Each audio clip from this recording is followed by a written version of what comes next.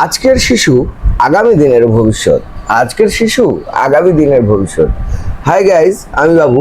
এই যে ফালতু কথায় আপনাদের সবাইকে অনেক অনেক অনেক শুভেচ্ছা, অভিনন্দন ও ভালোবাসা। আশা করি আপনারা সবাই ভালো আছেন, ভালো থাকুন, সুস্থ থাকুন এবং সাবধানে অবশ্যই থাকুন। সাবধানতা সবচেয়ে বেশি জরুরি বর্তমান প্রেক্ষাপটে। বিশেষ করে আজকে যে বিষয় নিয়ে আপনাদের মাঝে উপস্থিত হয়েছে আমি বাবু, আজ 6 অক্টোবর বিশ্ব শিশু দিবস। বিশ্ব শিশু দিবস নিয়ে নানান ধরনের আয়োজন শিশু মন্ত্রণালয় করেছে। তাদেরকে এবং বাংলাদেশ সহ যাবতীয় পুরা পৃথিবী জুড়ে যত শিশু আছে সবার প্রতি আমার ভালোবাসা, সবসময় স্নেহ ভালোবাসা থাকবে ইনশাল্লাহ। ভালোবাসা থাকবে সেসব শিশুর প্রতি যারা নিজেদের মেধা দিয়ে আগামী ভবিষ্যৎ গড়ার পরিকল্পনা রাখে। সেসব শিশুর প্রতি আরো বেশি ভালোবাসা থাকবে যারা বিশেষ করে প্রতিবন্ধী আছে। প্রতিবন্ধী শিশুরা যাদেরকে আমরা সবসময় তুচ্ছ মনে করি, তাদেরকে আমরা কখনোই সমাজের একটি অংশ হিসাবে মনে করি না, কিন্তু এটা খুবই জরুরি আমাদের জন্য এবং আমাদের সমাজের জন্য। যারা প্রতিবন্ধী আছে তাদেরকেও আমরা আমাদের শিশুর মতো ভালোবাসি। তবে হয়তোবা সমাজ থেকে আমাদের এই প্রতিবন্ধী বিষয়টি সরে যাবে বা ঘুচে যাবে। যাই হোক, আমাদেরকে আমাদের মানসিকতা ঠিক রাখতে লাগবে এবং শিশুর প্রতি যত্ন নিতে লাগবে। শিশুদের প্রতি এমনভাবে যত্ন নিতে হবে যাতে শিশুরা কোনো ধরনের খারাপ পথে না যায় অথবা কোনো খারাপ কিছু না করে। বর্তমান প্রেক্ষাপট এবং বর্তমান সমাজ যেভাবে দিন দিন অগ্রসর হচ্ছে, তাতে ইন্টারনেটের যুগে, মোবাইলের যুগে, সোশ্যাল মিডিয়ার যুগে আমরা আমাদের বাচ্চাদেরকে সাবধানভাবে রাখতেই পারি না। তাদের হাতে মোবাইল, নানা ধরনের গেমস অথবা নানান ধরনের অ্যাপস দিয়ে তারা সুন্দরভাবে দিন পার করছে, অথচ খেলাধুলা থেকে একেবারে সরে যাচ্ছে। সেই খেলাধুলা বা বাহিরের পৃথিবী থেকে তারা অনেক দূরে। সূর্যের আলো থেকে শুরু করে সব দিক থেকেই তারা নানানবিধ সমস্যার মধ্যেই আছে। তারা পৃথিবীতে অনেক রহস্য আছে, পৃথিবীতে অনেক ঘোরার জায়গা আছে, পৃথিবীতে অনেক খেলা আছে, পৃথিবীতে অনেক কিছুই আছে যাইটি তারা মনে করে এই মোবাইলের মধ্যেই সীমাবদ্ধ।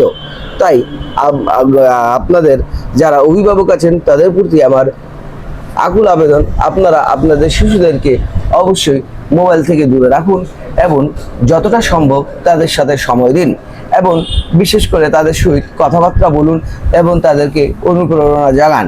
তারা ছোট বাচ্চা, তারা কমলতি বাচ্চা, তাদের মনের মধ্যে নানান ধরনের কৌতূহল জাগে যে বাবা এটা কি, বাবা এটা কি, বাবা এটা কিভাবে হলো, বাবা এটা কিভাবে হলো, বাবা এটা কি হবে, বাবা এটা কি হবে। তাই বাচ্চাদেরকে সবসময় সঠিক জিনিসটি এবং সত্য জিনিসটি তাদের সামনে তুলে ধরুন, কারণ আপনি যেটা তুলে ধরবেন সে সেটাই মনে করবে যে আমার বাবা বলেছে, অবশ্যই এটা সত্যি। তাই বাচ্চার সাথে মিথ্যে কথা বলবেন না, বাচ্চার সঙ্গে আপনার পারিবারিক ঝগড়া করবেন না, বাচ্চার সাথে আপনি কখনোই বাচ্চার সামনে এমন কিছু কাজ করবেন না যাতে বাচ্চার মাথার মধ্যে এই জিনিসগুলো ঢুকে যায়। তাই বিশেষ করে আমরা মধ্যবিত্ত এবং নিম্নবিত্ত শ্রেণীর যারা আছি তারা অবশ্যই আপনার আর ধনী মানুষের কথা তো অবশ্যই বলবো, কারণ উচ্চবিত্ত এদের বাসায় বেশি একটি সমস্যা দেখা যায়, কারণ নানান ধরনের সমস্যা জর্জরিত আমরা। তো আমরা আমাদের পরিবারের সাথে সময় দেব, আমরা আমাদের বাচ্চার সাথে সময় দেব, তবে হয়তোবা আমাদের আগামী প্রজন্ম, আগামী ভবিষ্যৎ আমাদের শিশু থেকে কেউ প্রধানমন্ত্রী হতে পারে, কেউ বিজ্ঞানী হতে পারে, কেউ ভালো একটি প্রকৌশলী হতে পারে, কেউ ভালো একজন ডাক্তার হতে পারে, কেউ ভালো একজন সমাজসেবক হতে পারে, কেউ ভালো একজন ভালো মানের উদ্যোক্তা হতে পারে।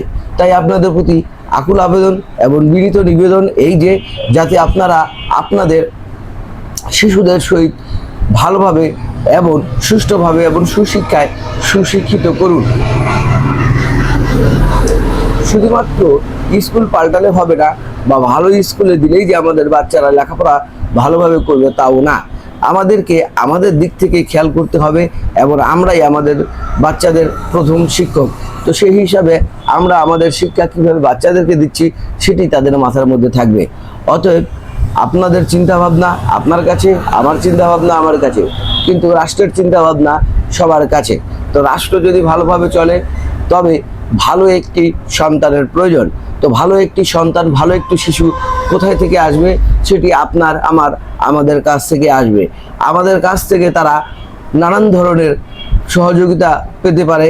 আমরা তাদেরকে সহযোগিতামূলক কাজ শেখাবো, মানুষের সাহায্য কিভাবে করতে লাগে এটা শেখাবো, মানুষের সাথে সদ্ব্যবহার কিভাবে করতে লাগে সেটা শেখাবো, মানুষের সাথে ভালো ব্যবহার কিভাবে করতে লাগে সেটা শেখাবো, ঝগড়া বিবাদ এবং নানান ধরনের সমস্যা থেকে তাদেরকে দূরে রাখবো। তাদেরকে বুঝতেই দেব না আমরা কি সমস্যায় আছি বা কি কষ্টে আছি। অতএব বাচ্চা বাচ্চা বাচ্চা শিশু, যেহেতু শিশু দিবস নিয়ে আজকে কথা বলছি, তাই শিশুদেরকে নিয়েই কথা আগাচ্ছি। আজকের শিশু আগামী দিনের ভবিষ্যৎ। ঘুমিয়ে আছে শিশুর পিতা সব শিশুরই অন্তরে। অতএব এখানে অনেকটি যে কবিতার যে কবি লাইনগুলো বলেছেন অবশ্য অনেক মূল্যবান লাইন। ঘুমিয়ে আছে শিশুর পিতা সব শিশুরই অন্তরে। অতএব কোনো শিশু বাদ নেই যে সে পিতা হবে না বা সে মাতা হবে না। তাই আমরা যা শেখাবো আমার সন্তান তাই শিখবে। আমি যা করব আমার সন্তানও তাই করবে। আমি ভালো কাজ করলে আমার সন্তান ভালো কাজ করবে, আমি খারাপ কাজ করলে আমার সন্তান খারাপ কাজ করবে। কারণ প্রথম শিক্ষা গুরু আমরাই। প্রথম শিক্ষা আমাদের থেকে শুরু। যদি তারা আমাদের থেকে যদি ভুল শিক্ষায় শিক্ষিত হয় অথবা ভুল দীক্ষায় দীক্ষিত হয় তবে সমাজে কখনো উন্নতি আনা সম্ভব না, অথবা সমাজ কখনো পরিপূর্ণ রূপে গড়াও সম্ভব না। পরিষ্কার পরিচ্ছন্নতা আমরা আমাদের বাসা রাখবো, আমাদের দেখেই আমাদের সন্তানরা শিখবে যে আমাদের মহল্লাটা কিভাবে পরিষ্কার রাখতে লাগবে, এবং মহল্লা থেকে শুরু করে আমাদের সিটিকে বা শহরকে কিভাবে পরিষ্কার রাখতে লাগবে। ইভেন শেষমেশে দেখা যাবে আমরা আমাদের রাষ্ট্রটাকে কিভাবে সুন্দরভাবে তুলে ধরতে পারি পরিষ্কার পরিচ্ছন্নতা দিয়ে। যদি আমরা আমাদের সন্তানকে এই শিক্ষাটা দিই তবে অবশ্যই তারা খুব ভালো একটি শিক্ষা লাভ করবে। মোবাইল আমাদের জ্ঞান, আমাদের মেধাশক্তি, আমাদের সবকিছু সেখানে আটকে দিচ্ছে। গেমস, নানা ধরনের গেমস বাচ্চারা খেলছে। হ্যাঁ, গেমস খেলছে, তাদের বুদ্ধি বিকাশ হচ্ছে, কিন্তু এদিক থেকে বাচ্চার চোখের যেমন ক্ষতি হচ্ছে, মানসিকভাবে সে আরও বেশি ক্ষতিগ্রস্ত হচ্ছে। কারণ তার ব্রেনের মধ্যে প্রথম থেকেই ছোটকাল থেকেই আমরা ঢুকিয়ে রাখছি মোবাইলকে। অতএব আমি আবারও আপনাদের কাছে, অভিভাবকের কাছে আকুল আবেদন এবং বিনীত নিবেদন জানাচ্ছি এই যে আপনারা যতটা সম্ভব আপনার সন্তানকে মোবাইল থেকে দূরে রাখুন। কারণ তার নিজের শরীরের জন্য, কারণ তার শরীরের মধ্যে যখনই আপনার ব্রেনের মধ্যে সবসময় একটি জিনিস একটি জায়গায় আটকে থাকবে তখন সে বহিরাগত কোনো কিছু বুঝতে পারবে না। তার চোখের ক্ষতি হচ্ছে, তার ব্রেনের ক্ষতি হচ্ছে, সে খাওয়া দাওয়া করতে চাচ্ছে না, সে খাওয়া দাওয়ার মধ্যেই মোবাইল নিয়ে পড়ে আছে। আমরা সাধারণত মা বাবা যা করি সেটা হচ্ছে নিজের কাজ করার জন্য বাচ্চার হাতে মোবাইল দিয়ে দেয়, বাবা তুমি মোবাইলটা নিয়ে খেলাধুলা করো, আমি কাজগুলো করে নিচ্ছি। সেই ধীরে ধীরে এমন একটি পর্যায়ে পড়ে যাই আমরা যে মোবাইলের চার্জ শেষ না হওয়া পর্যন্ত আমরা আমাদের বাচ্চার কাছ থেকে মোবাইল নিতে পারি না। তো সেই সূত্রে মোবাইল আমাদের প্রয়োজনীয় জিনিস, মোবাইল আমাদের দৈনন্দিন জীবনের খুবই গুরুত্বপূর্ণ একটি অংশ। মোবাইল আমাদের অনেক কিছু শিখিয়েছে, ইন্টারনেট অনেক কিছু জানিয়েছে। কেউ এটাকে ভালোভাবে নিয়েছে, কেউ এটাকে খারাপভাবে নিয়েছে। তো একটি জিনিসের দুটি দিক থাকে, একটি ভালো দিক, একটি খারাপ দিক। এখন কোনটি আপনি বাছাই করে নেবেন সেটা আপনার একান্ত ব্যক্তিগত বিষয়। আপনি ভালো দিক যদি বাছাই করে নেন তবে আপনার জন্য ভালো, আর যদি আপনি খারাপ দিক বাছাই করে নেন তবে আপনার জন্য অবশ্যই ক্ষতিকর। মোবাইল জ্ঞান দেয়, মোবাইল শিক্ষা দেয়, মোবাইলে আপনি যা খুঁজবেন তাই পাওয়া যায়। বিশেষ করে আমরা আমাদের মোবাইলের মধ্যে সারাদিনের মধ্যে একটি বারের জন্য মোবাইলটাকে হাতছাড়া করতে চাই না বা হাত থেকে বাইরে যেতে দেই না। কত ধরনের আমাদের কাজ আছে মোবাইল দিয়ে, কিন্তু একটি ছোট বাচ্চা, শিশু বাচ্চা, তার কি প্রয়োজন ভাই? আপনি তাকে খেলাধুলার জন্য অনেক ধরনের সামগ্রী আছে, কিনে দেন। আপনি তার খেলাধুলার জন্য অনেক ধরনের খেলনা আছে, সেগুলো কিনে দেন। আপনি তাদেরকে বাইরে নিয়ে বের হন, বিকেলবেলা বাইরে নিয়ে বের হন, বাচ্চাকে বাইরে ঘুরান, মাঠে ঘুরান, আপনার পার্কে ঘুরান। তার মাথার মধ্যে বহিরাগত জিনিস তার মাথার মধ্যে প্রবেশ করান। বাহির কেমন সেটা চেনান, মানুষ কেমন সেটা চেনান। দৈনন্দিন জীবনে বাঁচতে গেলে আমাদের কত ধরনের মানুষের সাথে আমাদের দেখা সাক্ষাৎ হতে হয় সেটা চেনান। গরিব দুঃখী মানুষ চেনান, তারা কিভাবে পথে ঘাটে তারা পড়ে থাকে, ভিক্ষা করে জীবন চালায়, তাদের দিয়ে শিক্ষা নিতে দিন। বা পঙ্গুত্ব বরণ করে অনেকেই ঘুরে বেড়াচ্ছে, দুটি হাত নাই বা দুটি পা নেই, তারা নিজের জীবন কিভাবে চালাচ্ছে। সেই শিশুর যখন মাথার মধ্যে এগুলো ঢুকবে, সে কখনো আপনার প্রতি মানে এমন কোনো আবদার করবে না যাতে আপনার সেটি আনতে কষ্ট হয়। বিশেষ করে আমরা মধ্যবিত্ত রাষ্ট্রের মধ্যেই বাস করি। আমরা বলবো না আমরা ধনী, আমরা বলবো না আমরা একেবারে নিঃস্ব বা গরিব, আমরা মধ্যবিত্ত। তাই মধ্যবিত্ত ঘরের মধ্যেই নানান ধরনের সমস্যা, না সইতে পারি না বলতে পারি।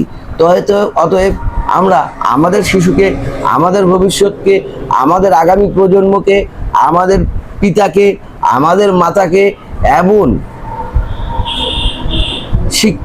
শিক্ষা দিয়ে কিভাবে আগামীতে সুন্দরভাবে আমরা তুলে ধরতে পারি, এর একান্ত দায়িত্ব আপনার, আমার, আমাদের। তাই আবারও প্রতিটা শিশুকে শিশু দিবসের অনেক অনেক শুভেচ্ছা জানাচ্ছি, অনেক অনেক ভালোবাসা অভিনন্দন জানাচ্ছি। তারপর হচ্ছে তার মা বাবাকেও ভালোবাসা ও শুভেচ্ছা জানাচ্ছি। আপনার শিশুকে আপনি সুন্দরভাবে ধরে রাখুন, সুন্দরভাবে আঁকড়ে ধরে রাখুন, যাতে শিশু কখনো পথভ্রষ্ট না হয়, শিশুর মাথার মধ্যে যাতে উল্টা পাল্টা কোনো চিন্তা না আসে। শিশু থেকে যতটুকু পারবো আমরা মোবাইলের দূরত্বটা বজায় রাখবো, আর নিজের সম্পর্কটা তাদের কাছে গভীর করব। আমরা বাসায় যাই, মোবাইলের মধ্যে পড়ে যাই, একদিকে স্বামী একদিকে স্ত্রী, বাচ্চা একা একা পড়ে আছে। কেন ভাই? এইটুকু সময় কি আমরা দিতে পারি না আমাদের সন্তানকে? প্রশ্ন করুন, এইটুকু সময় কি আমরা দিতে পারি না আমাদের বাচ্চাকে? সারাদিন তো মোবাইলের সাথেই ছিলেন ভাই, বাসায় যাওয়ার পর কমসে কম ফ্যামিলির সঙ্গে থাকেন, ফ্যামিলিকে সঙ্গে দিন, পরিবারকে সঙ্গ দিন, আপনার বাচ্চাকে সঙ্গ দিন, আপনার স্ত্রীকেও সঙ্গ দিন। দেন না, কিছুই দেই না আমরা, স্ত্রীকেও সঙ্গ দেই না, বাচ্চাকেও সঙ্গ দেই না, কাউকে সঙ্গ দেই না। একসময় আলটিমেট আমাদের উপরেই পড়ে যায় নানান ধরনের সমস্যা। তাই স্বাধীনতা অর্জনের চেয়ে রক্ষা করা কঠিন। বাবা হয়েছেন ভালো কথা, বাবা ভাবে আছেন ভালো কথা, বাবার সব অধিকার আপনি আদায় করছেন তাও ভালো কথা, কিন্তু বাবা হিসাবে যতটুকু প্রয়োজন আছে, যতটুকু সময় আছে, ততটুকু সময় আপনি আপনার সন্তানকে দিন। তবে হয়তোবা আগামীতে আপনি, আমি, আমরা এবং আমাদের জাতি এবং আমাদের দেশ উন্নত শিখরে পৌঁছাতে পারবো। নয়তোবা আমরা সবাই হ্যাং হয়ে বসে থাকবো। তাই আবারও একই কথা বলে আমি শেষ করব, সেটা হচ্ছে আজকের শিশু আগামী দিনের ভবিষ্যৎ, আজকের শিশু আগামী দিনের ভবিষ্যৎ। আর ঘুমিয়ে আছে শিশুর পিতা সব শিশুর অন্তরে। হাই গাইজ, আমি বাবু, এস ফালতু কথায় আজ এই পর্যন্ত। হয়তোবা আবার নতুন কোনো অনুষ্ঠান নিয়ে, নতুন কোনো শুভেচ্ছা নিয়ে, নতুন কোনো আঙ্গিকে, নতুন কোনো কাহিনী নিয়ে, অথবা নতুন কোনো বিষয় নিয়ে আপনাদের মাঝে উপস্থিত হব। ততক্ষণ পর্যন্ত আপনারা সুস্থ থাকুন, সাবধানে থাকুন, আপনার শিশুর প্রতি যত্ন নিন, আপনি নিজের প্রতি যত্ন নিন, মা বাবার প্রতি যত্ন নিন, এবং রাষ্ট্রকে ভালোবাসুন এবং নিজের পরিবারকে ভালোবাসুন। আল্লাহ হাফেজ, ভালো থাকুন সবাই।